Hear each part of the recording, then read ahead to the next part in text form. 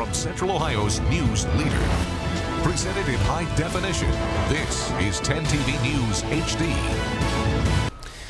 Well, you know, it's been all the talk this week, not the president's health care plan, but his comments that fired up the nation over the arrest of Harvard professor Henry Gates at his own home. Well, now both Gates and the arresting officer, James Crowley, plan to talk it over with the president. Today, we talked it over with a law enforcement expert from Central Ohio. Right or wrong, sometimes tempers flare. The fact is, we get paid in law enforcement to deal with belligerent people.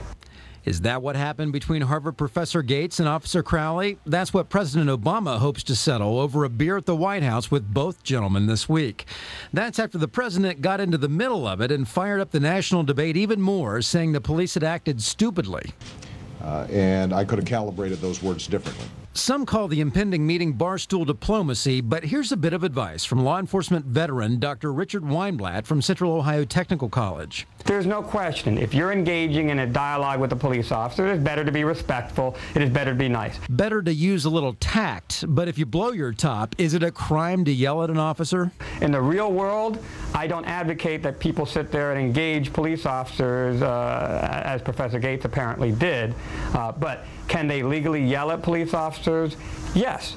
Can they engage in tumultuous behavior that causes public alarm? No. Believe it or not, Dr. Weinblatt says there is a time to argue, but it's not on the street or on your front porch. The time to argue it is later on, whether it be in a civil tort, in a courtroom, in an internal affairs investigation, doing a formal complaint with the employing law enforcement agency. That's the way to handle it.